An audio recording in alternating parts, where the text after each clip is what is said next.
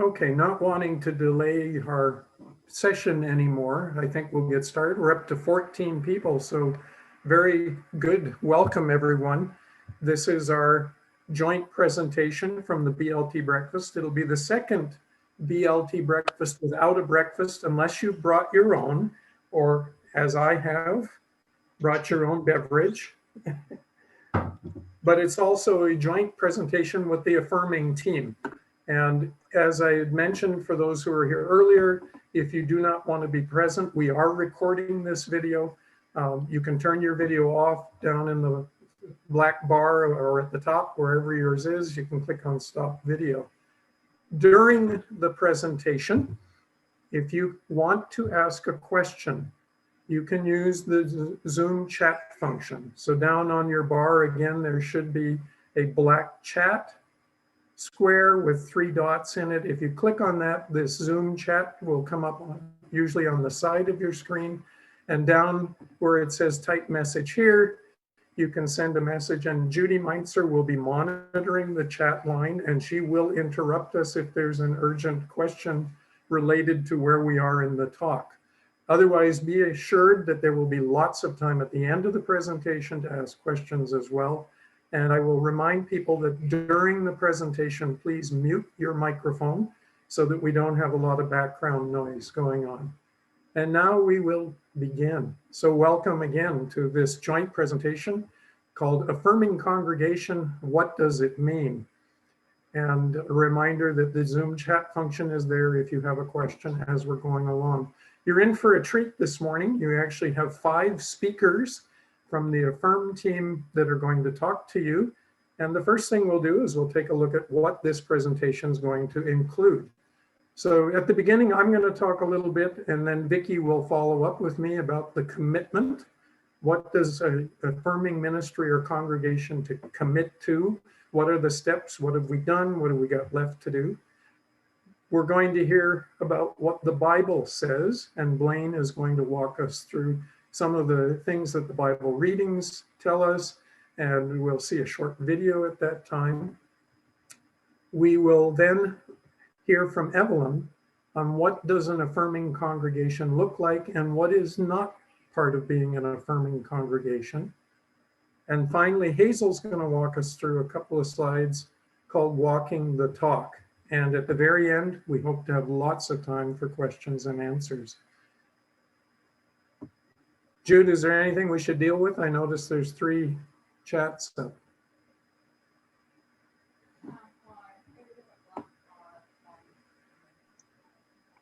Chris, yes. Are you able to remove these black bars that are on the top and bottom of our screens? Just to open it up a bit. I've got mine full screen. I suspect your screen is probably adjusting for the shape of my presentation. Okay. Probably what they call letterbox. Okay, Yeah. That's fine. Yeah. Yeah. Okay. On my. No, it's not letterbox. It's actually black bars that only come in. The top one appears and disappears, but the bottom one, it covers a portion of the screen, and it's not a letterbox. The only thing I can do then is I can go to this mode. The slides will be smaller. Okay. Usually what that means when there's those boxes on the screen is that whoever is sharing their screen has got a couple other little windows opened, and if they move those windows out of the way, then they okay. The top one's gone. Only other thing I have is this. We'll get rid of it. All I've got is Zoom in the presentation now. We'll go back to full screen. We can read it, Chris.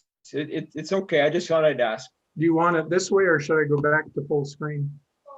As long as there's no printing at the very bottom of the slide. Now, some slides will probably go close anyway.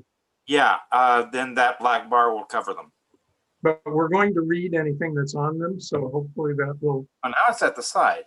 Well, that must be my pictures of you guys, so I'll get rid of that. That's probably what's doing it. Is that better? No, there's still. Oh, wait. Now it's just a tiny. Yeah, it's helping. Yeah, I don't know why I even have the tiny one left. Okay, let's get on with this. I just need to go back to full screen. Okay. Okay, so what does an affirming congregation commit to? So affirming originally came out of the LGBTQ issues of treating people fairly, but it is much more than that now. It's really about treating all people with dignity and fairness, regardless of race, culture, sexual orientation, indigenous versus European settlers, you name it. And it's going beyond those issues of gender identity and sexual orientation. It's about welcoming everyone and honestly welcoming everyone with justice. Okay, why are my slides not advancing now? Okay, I think, yeah, all right. One justice issue is not seen as more important than another. I'm going to read these next two slides verbatim. These are a direct quote out of the Affirming Manual. And I think it explains very clearly what the modern approach of an affirming congregation or ministry is.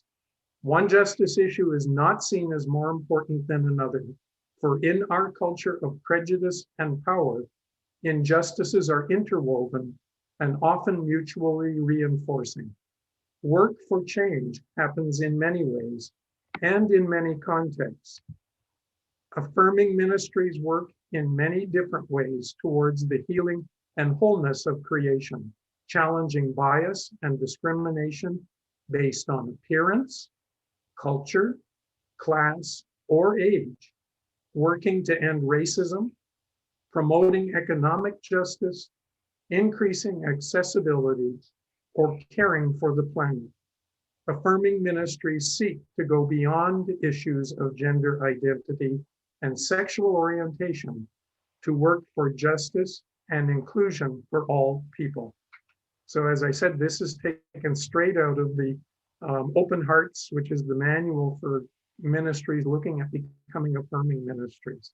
And I think you can see there that they are trying to encompass everything involved in human dignity and justice. The requirements to declare a ministry. We've talked about this in many times, but we're going to review it here because we're getting close to the point where we're ready to take this vote.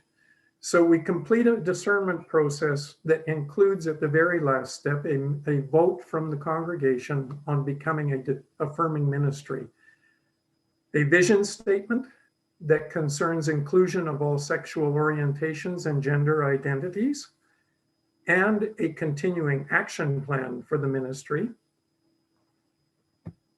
an inclusive marriage policy, commitment to the National Affirming Ministry Program, and this is Affirm United that the manual I was referring to is for. And finally, once we've been approved and accepted, we have a public celebration ceremony where we publicly announce that we are now officially an affirming ministry, and we welcome in the public and we make it real.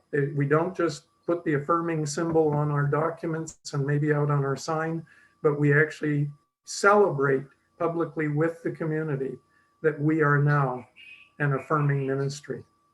At this point, I'll turn it over to Vicki. All right. So there are, as Chris has said, what have we done so far to become an affirming congregation? The discernment process, and this session is a part of it. At our last annual general meeting, we presented a revised vision statement to include all sexual orientations and gender identities. And it was sent back to a committee of 3 to revise the format, which we have done, and we will be presenting it this morning. 2 years ago, we created as a congregation an inclusive marriage policy, which we will review again this morning. Next slide, please, Chris.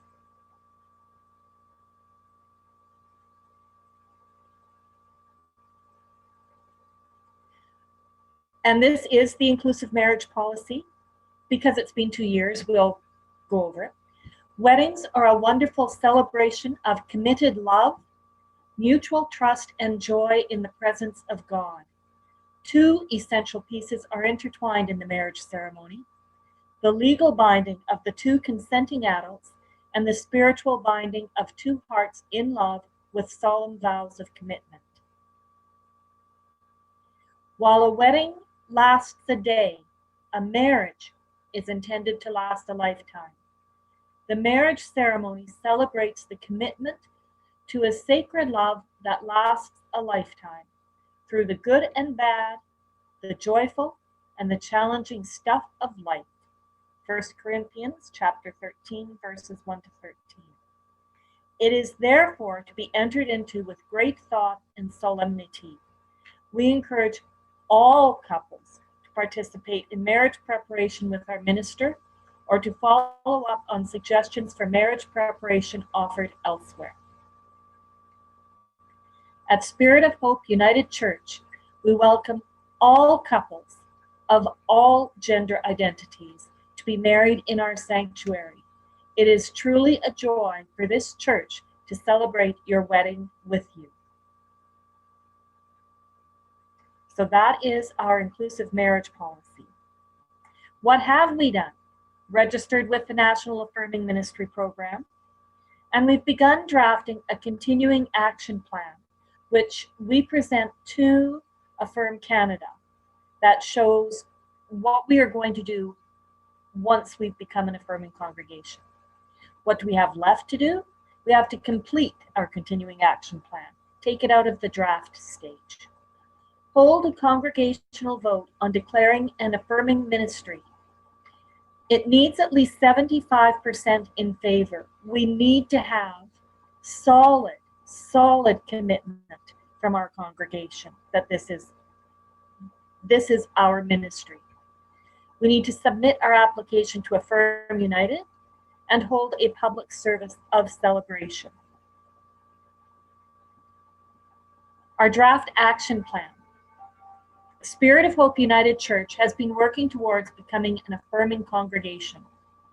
As part of this journey, we have put into place a number of activities and events that have helped our congregation understand the commitment of this journey. These include having an active and Affirm team. We are involved with the Affirming Ministries at Robertson Wesley United Church. We have held workshops with our congregation, to be followed by summaries of events in church newsletters. We've had participation in Pride Week activities, basically the march. And then we know we can do more to show our resolve in becoming a welcoming, inclusive, diverse congregation. We will be putting into place now, or as soon as appropriate, placing the affirming logo on any church documents, for example, letterhead, website, church bulletin, and order of service, as well as the church sign.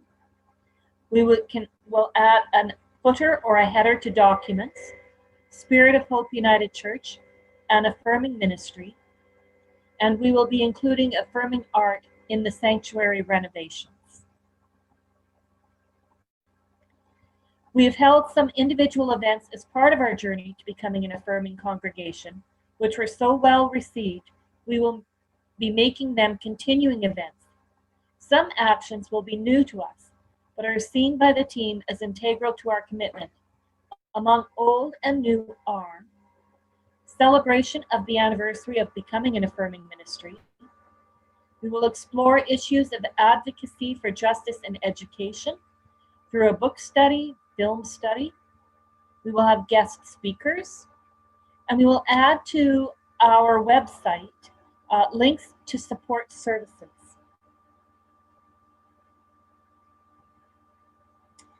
This is the inclusive vision statement that thank you to Judy Meinzer for putting this together in this form, and to Catherine Moore, that the three of us worked on this on Tuesday night, and we hope that it works. We hope that this is what we can go forward with. Learning, changing, and growing together. We are unique spiritual beings seeking wholeness within ourselves, community, and creation. Guided and inspired by the life and teachings of Jesus and other sources of great wisdom, we seek to learn, change, and grow. Next slide, please, Chris. We are committed to provide a safe, welcoming, and accepting gathering space for people of all ages, genders and abilities, gender identities, sexual orientations, faiths, ethnic, and socioeconomic backgrounds to worship God, foster connections, nurture wholeness, and strengthen relationships. We celebrate the richness that diversity brings to our community of faith, welcoming all persons to participate in every aspect of church life, including membership, leadership, and participation in all sacraments, rites, and ceremonies. We work toward building partnerships, inspiring change in community, healing the wounds of isolation, marginalization, and injustice as we walk together with Christ down roads we have not traveled. To address this, our new vision statement, inclusive vision statement, we kept everything that was in the vision statement that we all agreed to at 2 or 3 annual general meetings ago, and we added in parts that had been crafted that we presented at this annual general meeting, but we just made it a more uniform format, and we thought a better flow of intent. Okay, Chris?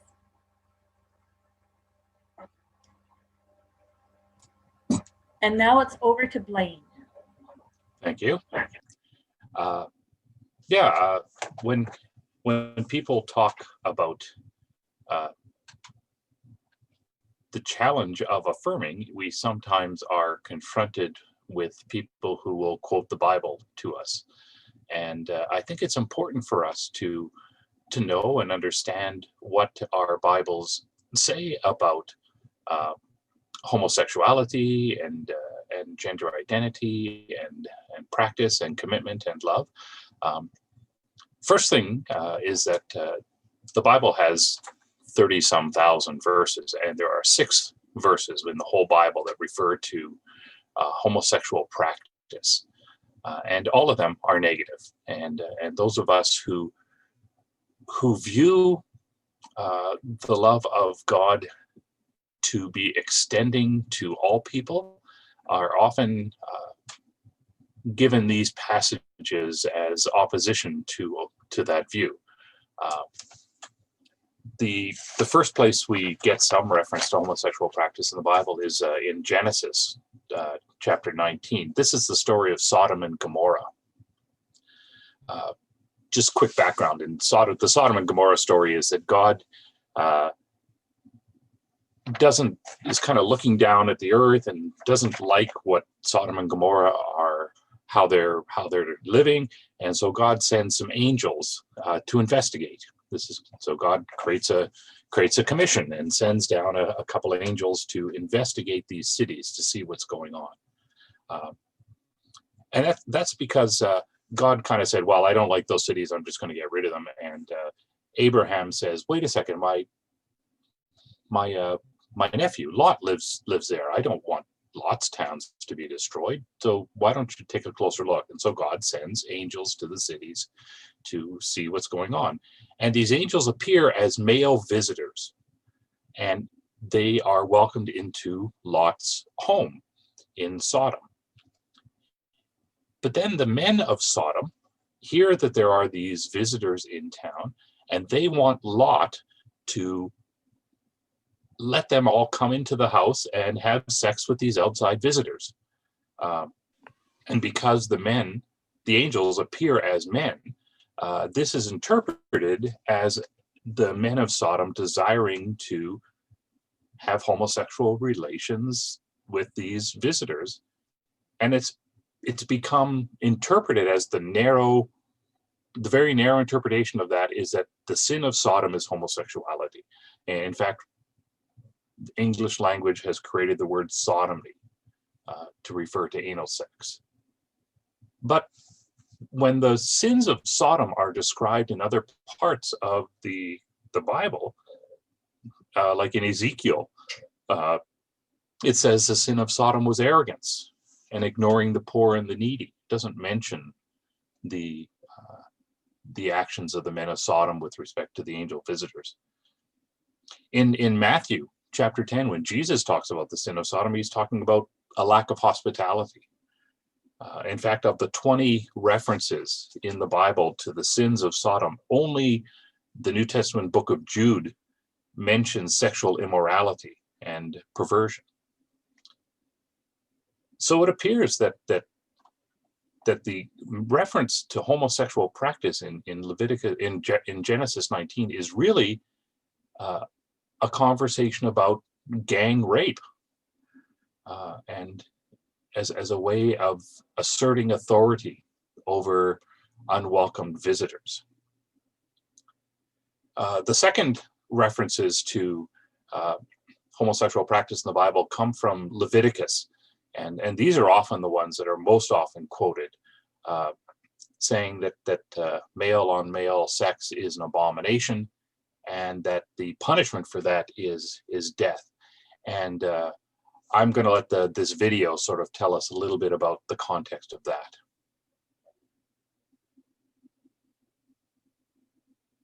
Of Christ's fulfillment of the law. So while it is true that Leviticus prohibits male same-sex relations, it also prohibits a vast array of other behaviors, activities, and foods that Christians have never regarded as being prohibited for them. For example, chapter 11 of Leviticus forbids the eating of pork, shrimp, and lobster, which the church does not consider to be a sin. Chapter 19 forbids planting 2 kinds of seed in the same field, wearing clothing woven of 2 types of material, and cutting the hair at the sides of one's head. Christians have never regarded any of these things to be sinful behaviors, because Christ's death on the cross liberated Christians from what Paul called the yoke of slavery. We are not subject to the old law. But the old law does contain some rules that Christians have continued to observe. The 10 Commandments, for example. And so some argue that Leviticus 18:22 and 20:13, the prohibitions of male same-sex relations, should be an exception to the rule, and that they should continue to have force for Christians today. There are 3 main arguments that are made for this position. The first is the verse's immediate context. Leviticus 18 and 20 also prohibit adultery, incest, and bestiality, all of which continue to be regarded as sinful, and so homosexuality should be as well. But just 3 verses away from the prohibition of male same-sex relations, in chapter 18, verse 19, sexual relations during a woman's menstrual period are also prohibited, and this too is called an abomination at the chapter's close. But this is not regarded as sinful behavior by Christians. Rather, it's seen as a limited matter of ceremonial cleanliness for the ancient Israelites. And all of the other categories of prohibitions in these chapters, on adultery, incest, and bestiality, are repeated multiple times throughout the rest of the Old Testament, both within the law and outside of it, in Exodus, Numbers, Deuteronomy, and Ezekiel. But the prohibitions on male same-sex relations only appear in Leviticus, among many dozens of other prohibitions that Christians have never viewed as being applicable to them. Well, Leviticus calls it an abomination. And if it was an abomination then it certainly can't be a good thing now. The term abomination is applied to a very broad range of things in the Old Law. Eating shellfish in Leviticus 11, eating rabbit or pork in Deuteronomy 14. These are all called abominations. As I just said, sex during a woman's menstrual period is also called an abomination. The term abomination is primarily used in the Old Testament to distinguish practices that are common to foreign nations from those that are distinctly Israelite. This is why Genesis 43:32 says that for the Egyptians to eat with the Hebrews would be an abomination to the Egyptians, and why Exodus 8:26 says that for the Israelites to make sacrifices near the Pharaoh's palace would be an abomination to the Egyptians. There's nothing wrong with the Israelites' sacrifices, of course, The problem with both of these things is that they would blur the lines between practices that are specifically Israelite and those that are foreign. The nature of the term abomination in the Old Testament is intentionally culturally specific. It defines religious and cultural boundaries between Israel and other nations. But it's not a statement about what is intrinsically good or bad, right or wrong. And that's why numerous things that it's applied to in the Old Testament have long been accepted parts of Christian life and practice. Okay, but the penalty is death. Certainly that indicates that the behavior in question is particularly bad, and that we should still regard it as sinful. But this overlooks the severity of all of the other punishments in the Old Law.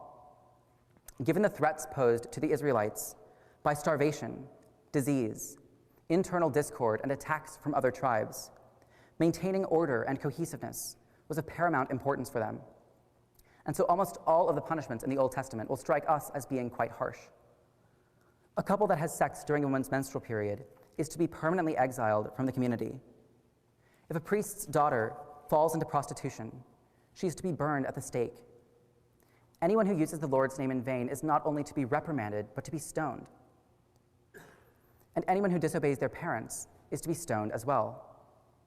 Even some things that we don't see as moral issues at all received the death penalty in the Old Testament.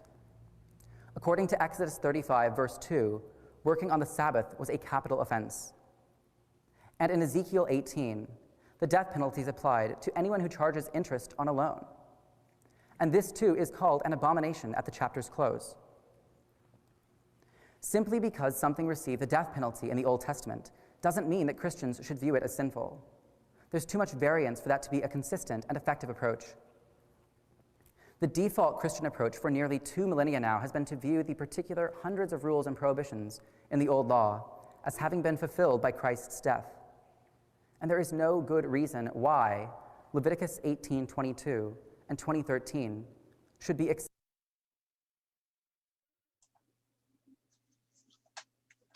Oh, there we go. Blaine, it must have ended on its own because it ended and then went to the next slide automatically. Oh, I think when I sent you the thing, I told it to do it automatically, but he was at the end of his speech on that anyway. The 3 references to homosexuality in the New Testament, one of them are a couple of verses in Romans, and this is the only one that actually refers to female same-sex relationship. It talks about men lying with men and women lying with women. The context, though, is always in those passages about lustful behaviors and promiscuity, and how it's those things that lead to the same-sex behavior. It's almost like the same-sex behavior is the secondary concern in Romans. 1 Corinthians chapter 6 speaks of male prostitutes and men who sleep with men, and how they're not going to inherit the kingdom of God. Some English Bibles use words here instead of the male prostitutes or men who sleep with men, use the word homosexual or sodomites. And it's important for us to note that language doesn't appear in English translations of the Bible until the mid-20th century. We don't get the word homosexual or sodomite in the Bible until the last less than 100 years. In fact, the King James Version of this, where we have in the New Revised Standard Version, male prostitutes, King James Version simply uses a word effeminate to describe them there. And where the New Revised Standard Version uses sodomites, where it says men who sleep with men in my note here, the King James Version says abusers of themselves with mankind. There's a sense that there is something wrong about being soft. Women were seen as less than men in the ancient world, and to describe a man using female language was seen as reducing their power. taking a passive role was seen as female.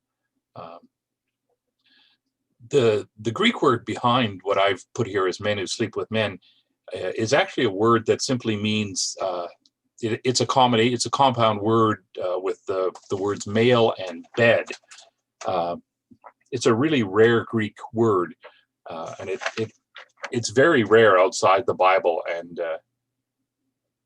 it sort of has the connotation actually of being a sex slave, of someone who that's their role, is to be the bed partner. It's almost like they're a sex servant. And so when we read 1 Corinthians 6, we're talking about insulting folks for not being strong, and there may be a connotation there of sex slavery. And the sex slavery word is the exact same word that is used in the other reference in the New Testament in 1 Timothy, where it simply says that the law is made for those that male bed, men who sleep with men, and there's this connotation of sex slavery as well. So, next slide, Chris. So I think that this kind of next slide. This kind of gets us to ask questions like, when the Bible. Here we go. Oh yeah, there we go. So when the Bible is speaking against homosexuality, it tends to more specifically be speaking about things like gang rape and lust and economic exploitation, the whole idea of sex slavery. Nowhere in the Bible is homosexuality referred to when we're talking about loving, committed relationships. And so I think it's good for us to ask, like the next slide says, would we consider any biblical passage that talked about heterosexual rape or heterosexual lust or sex slavery and see that as condemning all heterosexual relationships? And we wouldn't do that. And so why do we take these passages that talk about same-sex rape or same-sex lust or same-sex sex slavery and condemn all same-sex relationships out of those passages? The question for us, I think, is, as it says on the next slide, let's also consider the broader biblical theme of love and acceptance and see it, how does that challenge ourselves as we consider becoming an affirming ministry, the broader theme of love and acceptance and inclusion, and how does that fit in when our biblical prohibitions are so rare, and that they really are about exploitation and rape and lust and things that we would not consider acceptable in heterosexual relationships as well.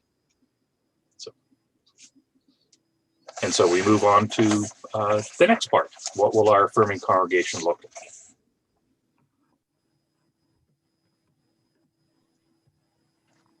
Thank you, Blaine. For those of you listening, I don't know if you realize the subject matter that Blaine has just went through.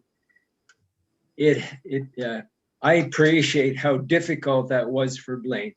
And thank you, Blaine, for guiding us through that. I really don't think that everybody realizes how tough that is in the interpretation of the Bible. I think let's just say that many people I know have suffered through various interpretations of the Bible. Let me just comment on a few peremptory things just before I get started in the official part. In terms of the affirming agenda, I think a lot of people, the reason it's so polarizing is because it's construed as dealing with, let's use the term homosexuality or gender expression. And really, my humble take on the affirming process is a journey of establishing, realizing, and celebrating community. We are all different. No one in particular is the elephant in the room. We all have a unique identity, a unique journey, and it's together in the sharing of our differences and our journeys through community and expression and celebration that brings out the joyousness, the real harmony in this community, in this affirming process. And if you can open up your viewpoint and look at it, as Chris commented earlier, affirming is a very wide spectrum of individuality. And it's a means for us to celebrate that individuality, but as a community, in a sense of bringing together of this wonderful mosaic called life, called individuals, called people, if you will, under the umbrella of church community. So,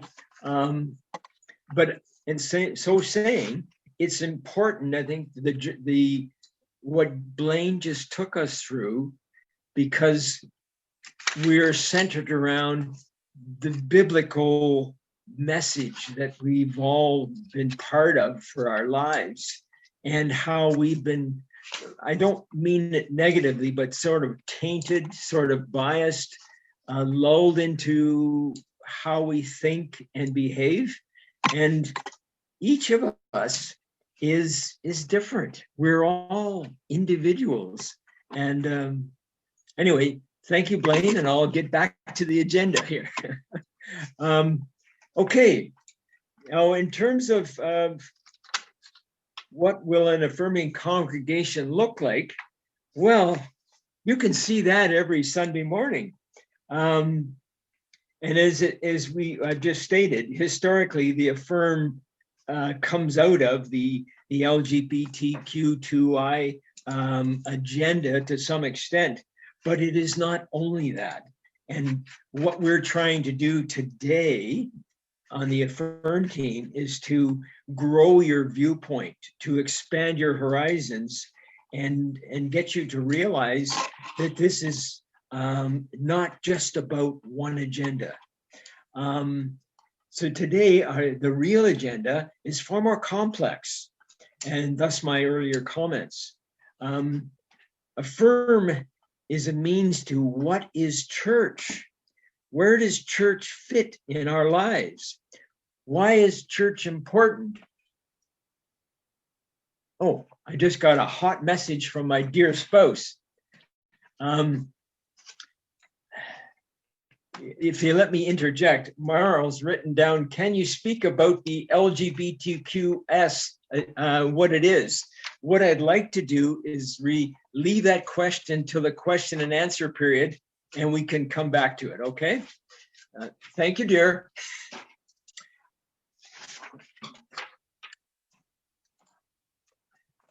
Now, what is affirming? As I stated, it's an upgrading in our sense of community. It's an expanding of our horizons. It's recognizing people as gifts and valued members. It's a community that is non-judgmental, seeing the treasures below the surface. Judge not, lest ye be judged. You know, all of us, we're not just male or female or engineer or minister or black or white or short or tall or fat or skinny or etc. We are, many things make up this individual, more than we can count. You know, I'm only 20 years old and still learning and stuff. I'm getting younger all the time because I'm learning all the time. I'm trying my best, as I hope all of you are, to enjoy this thing called life. And moving further on, Affirm is welcoming and warm greeting. It's starting from the exterior of our physical building, which, as you're all aware, is undergoing renovation from the street line to the back door. And that's going to be an ongoing process. It's embodied in what we say, what we think, what we do. We are the message, if you will. A community where everyone knows deep down that they are cared for and play an important role or place in the community. They are made welcome. And indeed, some of the various church denominations refer to welcoming as opposed to affirming. There are many expressions that I'll suggest being effectively the same thing. Affirm is a celebration. Vicky stated the part of the journey we've been on and the plans to continue that journey and grow our message. It's a positiveness and a growing reality. It's providing a helping hand both inside and outside the community. We are the message. Moving along, Affirm is also, it's an accepting church community where for many there has not been acceptance.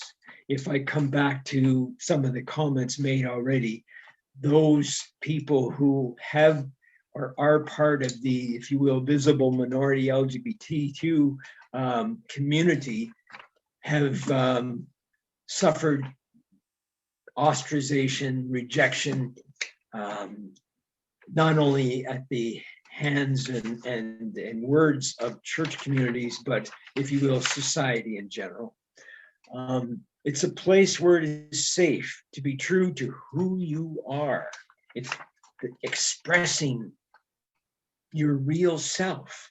It's a community that acknowledges God in love and grace and extends to all of God's children. We are all created the same in that respect. Affirm is acknowledgement. It is justice. It is continuous action. It goes beyond simply a civil society. What isn't an affirming congregation? Well, and the list certainly can be much longer, but it doesn't mean we're a gay church.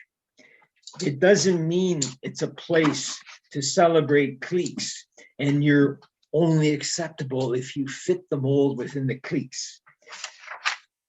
It's not a place where prejudice is promoted or tolerated. It is not a place for closed-mindedness. This is an open invitation, a joyous surround. Indeed, well, I'll leave it at that. And I believe, and we really look forward to more questions and answers towards the end. I think the best part of the show yet lies ahead with, I believe Hazel is going to grace us with her company.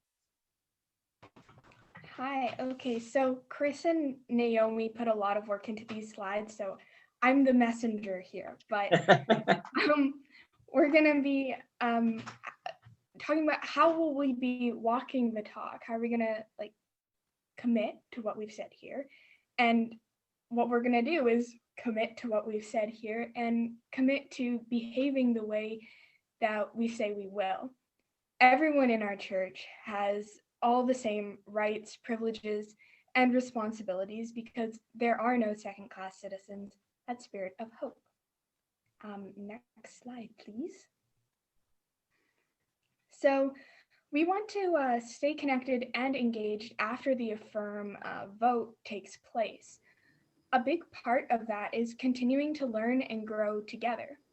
Sticking, a rainbow sticker on the sign and calling it a day shouldn't be the end of the affirming road, but a symbol of welcoming into our faith community. Some ideas we have brainstormed, which were talked a little bit previously, are film studies recognizing and celebrating Pride Month, or even having potential guest speakers. These are parts of the action plan that we plan on drafting and presenting to Affirm United. It's all part of living out our values of being a welcoming and inclusive church community. Thank you. Next slide. So thank you, everyone. This is where we would now break into an open session. I'm going to stop sharing the slides in a second because we're going to have an open discussion, any questions, and answer any concerns you might have. And at this point, I just want to thank all of our presenters. This was a joint operation here, and also thank you to Judy for monitoring the chat line. And we will now turn it over to the group. It's your turn to weigh in or ask questions. And as I said, I'm going to stop sharing my screen in a minute here, if I can get it to go. And we're open for general discussion. And if we could ask people to raise your hand, they're down in the bottom on reactions, or Blaine, I think, said that if you go into participants, at the bottom of that screen, there should be a place to raise your hand if you have a question. If anyone on the phone, they'll need to press *2, I believe it is, to unmute. Or is it *6? Oh dear. I think it's *6.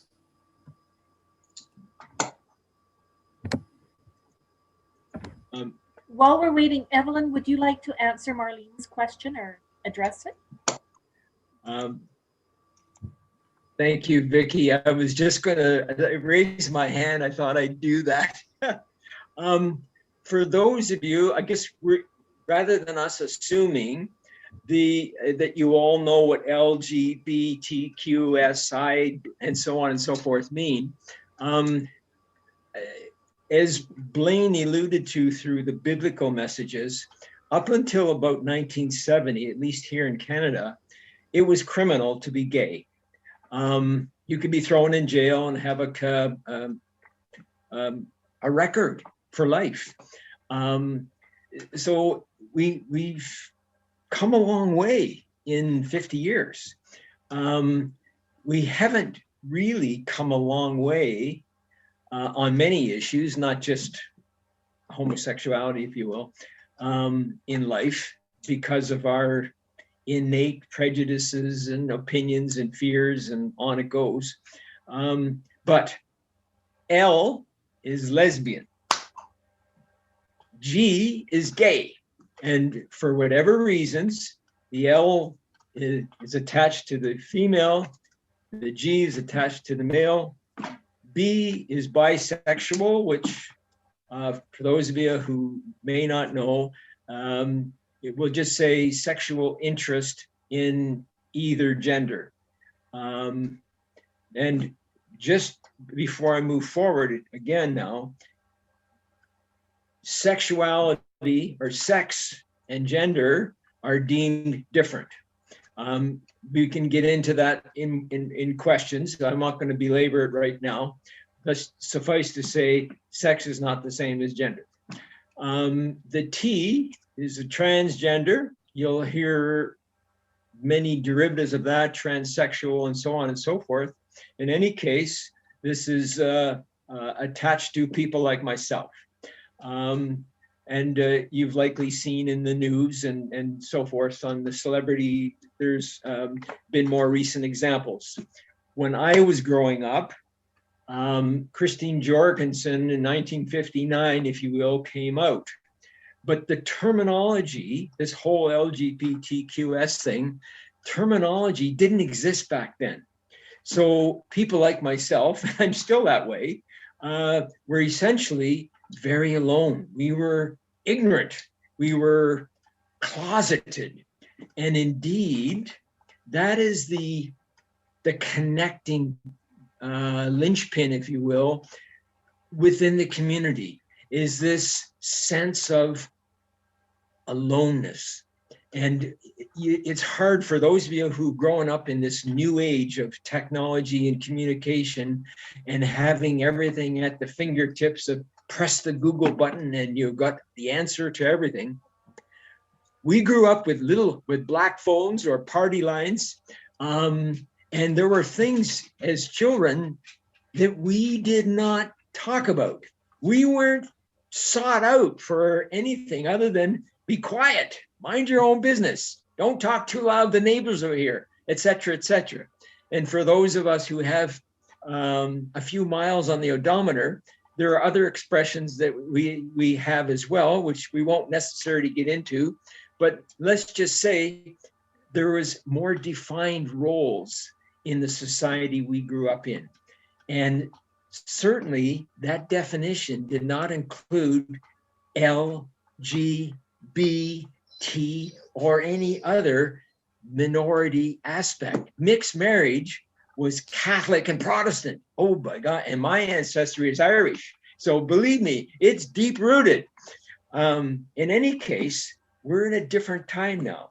So you'll hear expressions like generation gap or you don't understand me. Well, you're right. We don't, but we're trying. In any case, then we move into Q. And the community now, if you want to call, I like the term, I prefer the term, the gay community, is commonly now accepted as queer. It's very similar to, we used to refer to Indian, and then it was Aboriginal, and now it's Indigenous. A lot of things in life are in flux. There are moving targets. If you will, we're growing, and hopefully for the good. The I or the Q is the questioning. There are people who don't know. They're in, just like a lot of us spend our lives searching for what is the meaning of life? What am I going to do? I'm going to find somebody. Where will I live?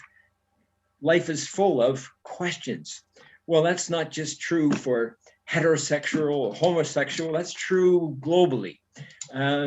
We'll be questioning 2,000 years from now.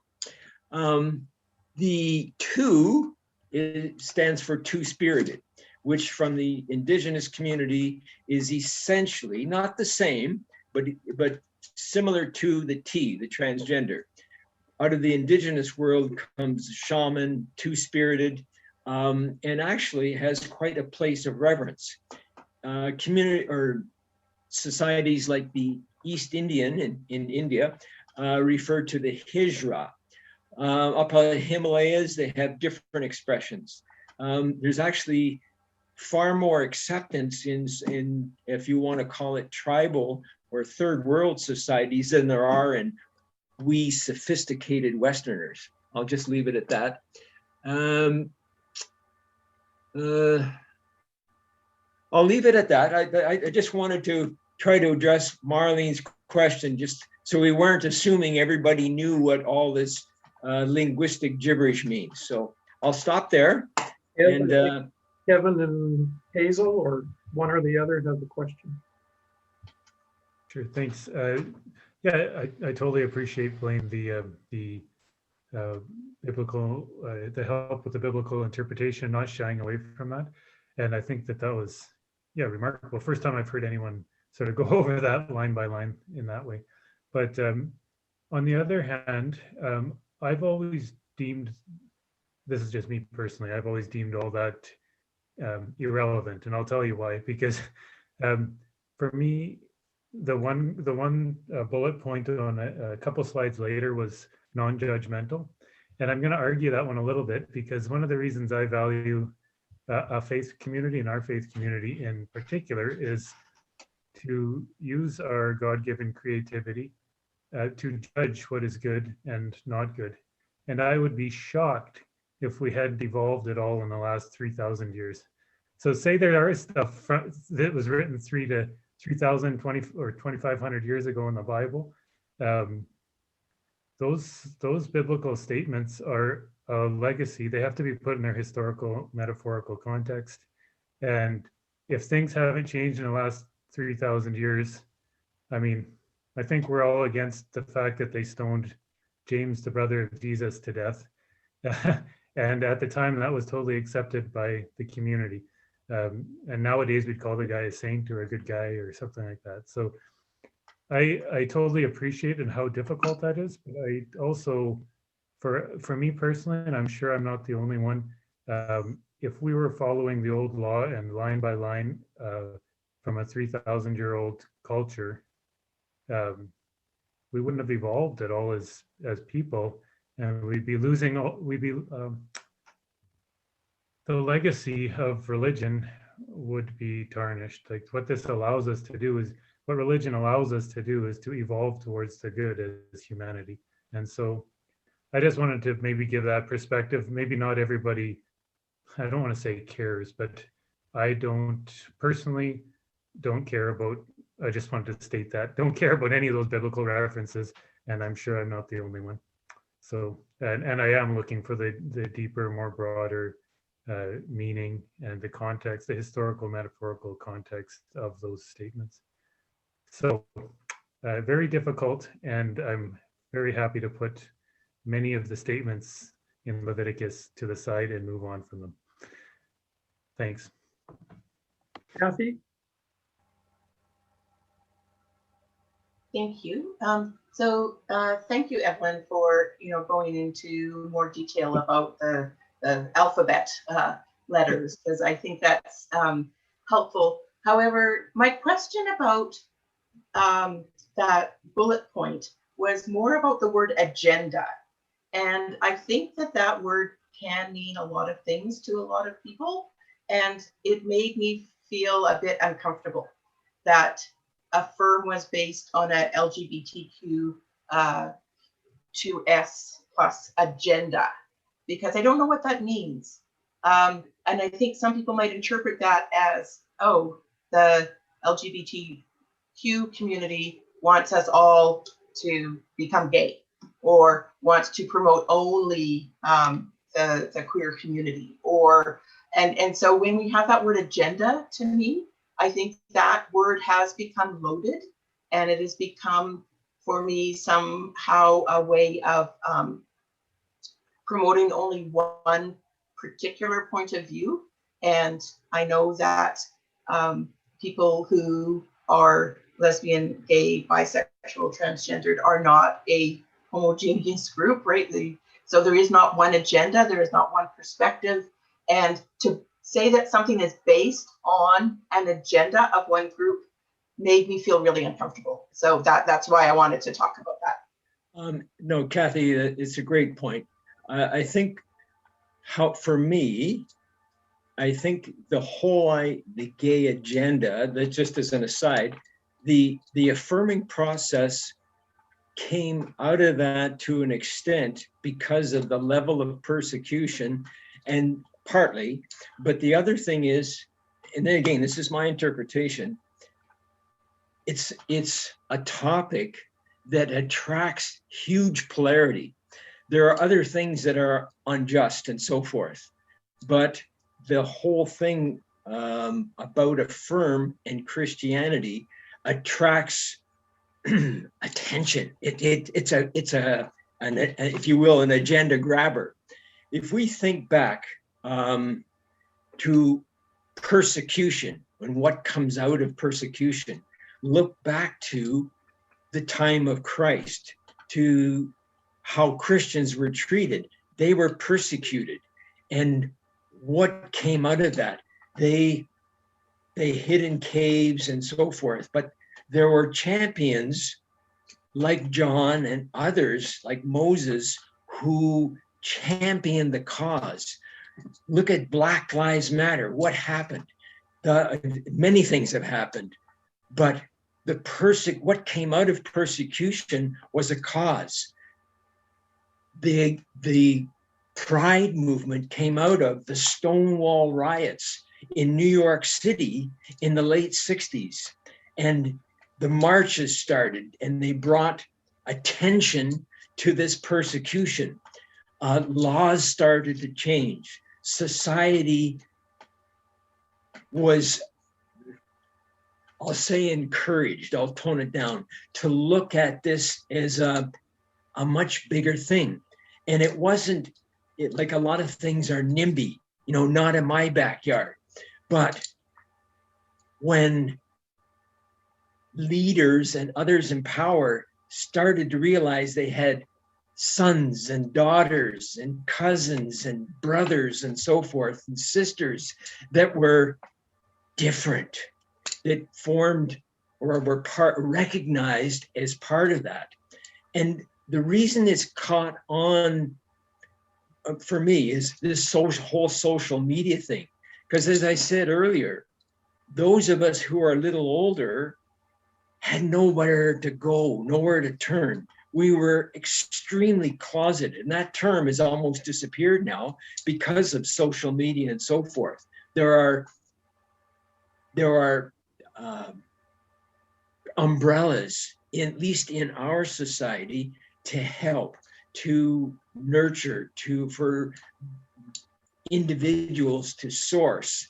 And society, even though we're not perfect, has become, and tolerance is not the same as acceptance. And I'll just say we've gotten to a level of tolerance where being different is becoming more tolerated. And indeed, as we're doing now through the Affirm process, becoming something to celebrate and to realize that we're all different. And you've likely heard me spout off before about using analogy in that respect. I won't get into that now. But so arguably, there has been and is a gay agenda. There is a Black Lives Matter agenda. There is a military harassment agenda. There are many things that are definitely worthy of cause. The affirming commitment that we're moving into, hopefully, is something that recognizes what it is to be a visible minority, to be recognized as being different, and not being put down for it. And so it's this resurrection or the creation of a caring community under the guise of our United Church, our specific United Church, so that we're raising our understanding, our intelligence, and our love, if you will, to beyond ourselves. And if we're moving away from, say, a traditional thought, not that it was bad, but we're opening ourselves up to growth and community. I hope I've expressed that reasonably, but anyway, I'll back off here now. Yeah, and I appreciate that. And I think what you said is exactly what we need to be continually working towards as an affirming community. Like, I think we will never arrive, right? There'll always be things to learn and things that challenge us, and our unconscious biases will surface and we'll have more work to do, and all of those things. So I appreciate that, and I do think that is what the affirming process is about. And I appreciate that that explanation. I guess my bottom line is that I would really caution us against using the word agenda for attached to any group, because I think it's loaded right now, and it doesn't describe what you just described. It allows everybody to make their own interpretation about what it means, and can lead us down some rabbit holes that aren't helpful. So I guess that bottom line is, let's not use the word agenda, because I think it's too loaded, especially at this time. And I'll stop talking about it now. No, I really appreciate it, because I know the people get tired of the pride parade. Oh, they're shoving this agenda down our throats. When is it going to end? Well, when it's going to end?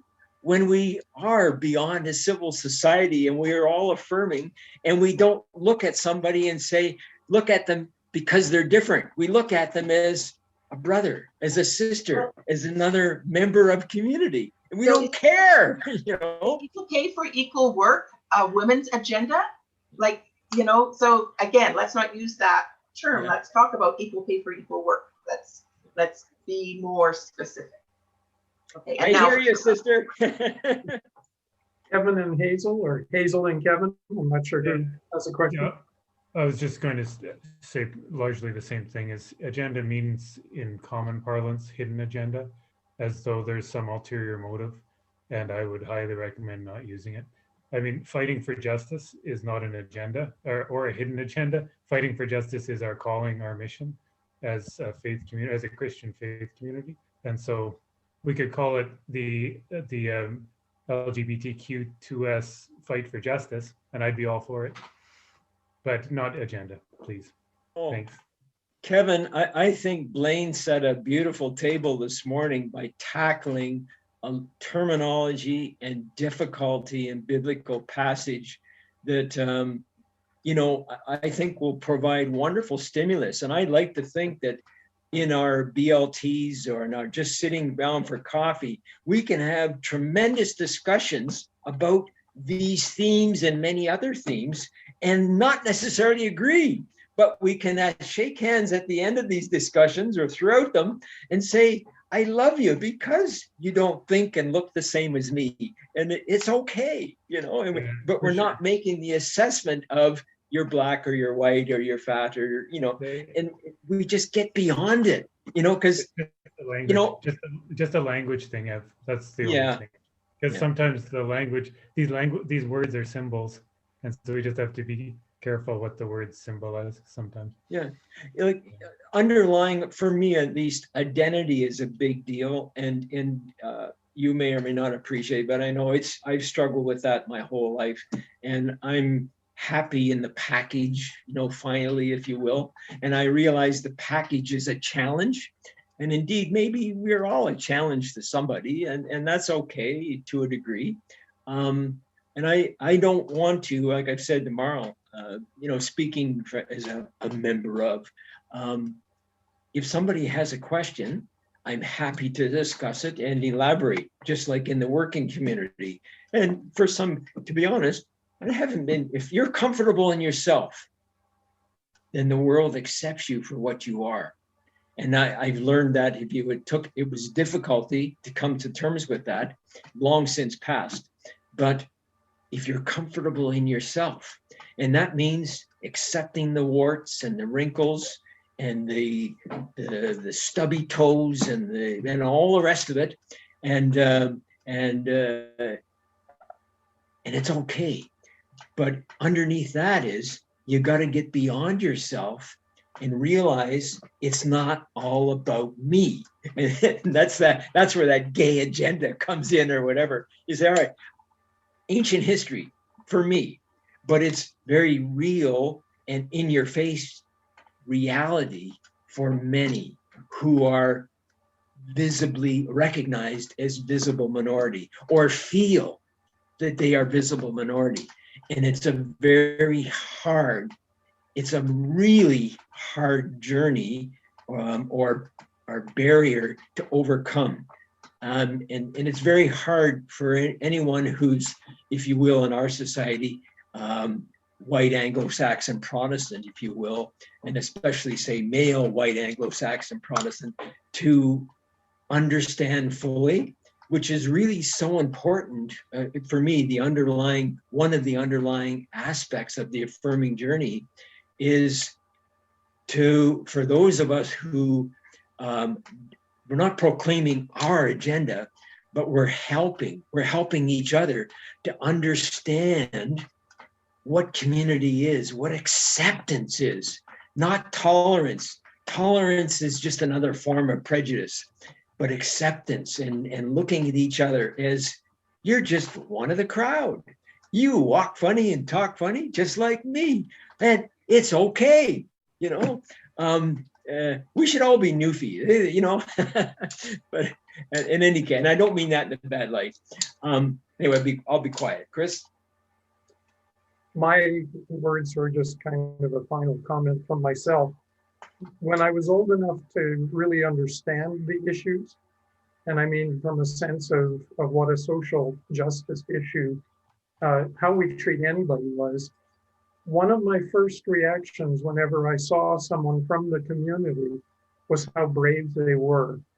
And if I have a dream, kind of like Martin Luther King said, I have a dream, it's that we will reach a point one of the first things I think of when I see a member of any community is not how brave they are. That somebody living and being who they are don't have to be considered brave because they're just being who they are. And that's my dream. We're being an affirming community will be a step on that road. I don't think I'll live long enough to see it widespread in general society, but we're like any kind of plant that starts with a seed, and we'll be one of the seeds, I think. Vicky, if I could state, in terms of, are we ready as Spirit of Hope United Church to move into affirming recognition, status, whatever? Approximately, I'll just say before COVID, I was approached by Kathy and Chris to take on a role on the leadership team. And it was a very humbling discussion, one I had to think about for almost a month, and one that Marlene and I talked about at length. And here was a congregation, leadership team membership or representation by the chair and past chair to accept me to be the incumbent, to be the next one to step into that role as a person recognized as being transgender, and not asking for the role. So I suggest to all of you, are we ready to be recognized as an affirming congregation? Are we behind the actions and the words that we profess? I suggest to you that we are, and that I bear witness to that. One of the reasons we wanted to have this and to have our documents ready to present this morning was so that we can send those three pieces, the vision statement, the marriage policy, and our action plan, off to Affirm. Our goal right now is to have the congregation vote on June 6th. So that when we have it done before the summer, we've taken the vote before the summer, we're very confident right now we have our 75%. And then when we come back into our new sanctuary, we have a separate ceremony from the opening ceremony that will be our the date that will become our date of celebration. And after that, as Blaine had put, I've heard St. Albert United uses the same thing, their Affirmiversary. So yes, so June 6th, we will be taking the congregational vote.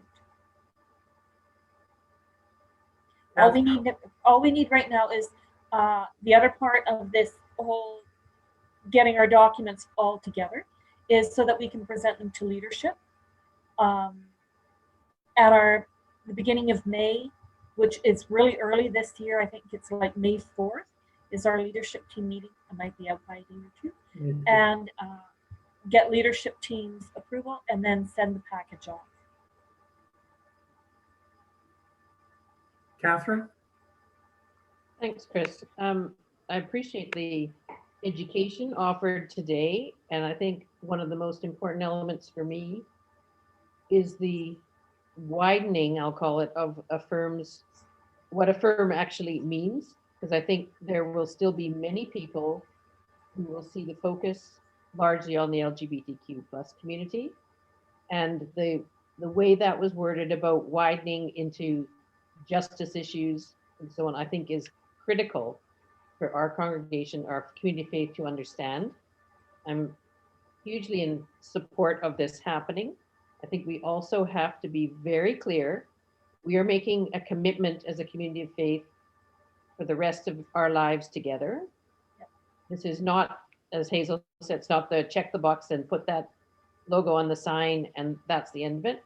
And I think it's very important for the community of faith to understand we are in this for the long haul. This is an ongoing process of living, of walking that talk and living out this mission and continuing education as well. So thank you very much, all of you today, for your leadership.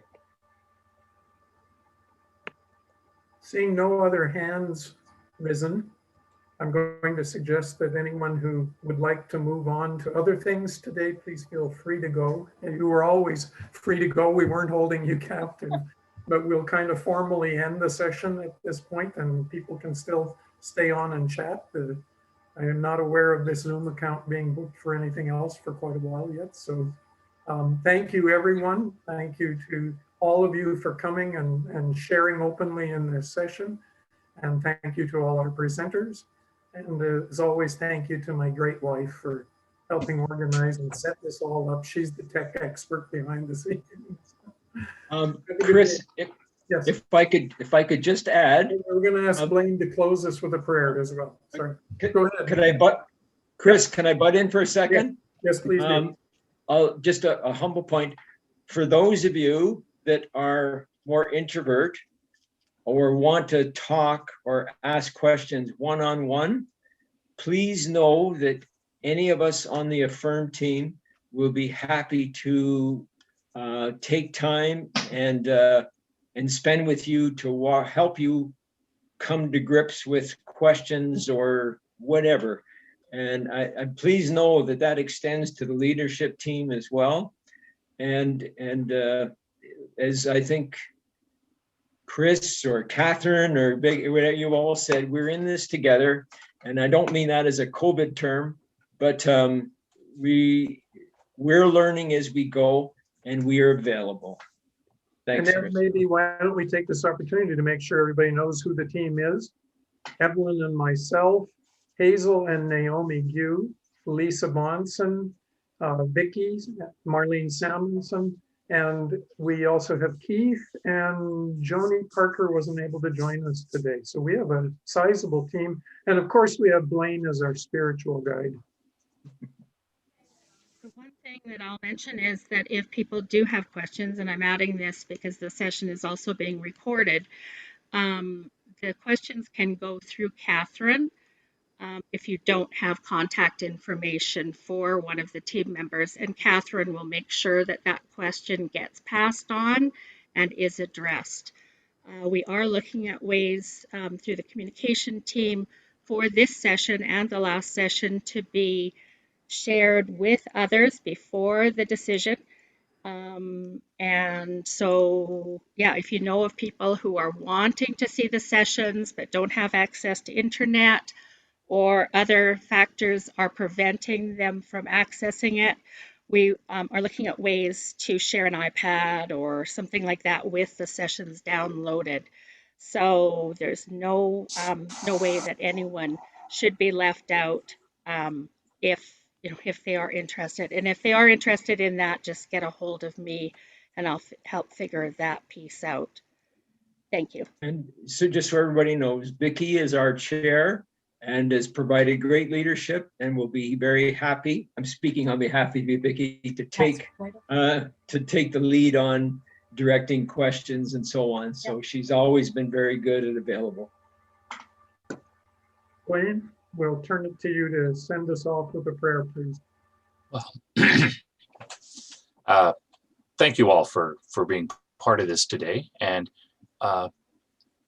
in the rest of your journey today and tomorrow and the days and weeks and months and years to come, you are going to encounter new fellow children of God.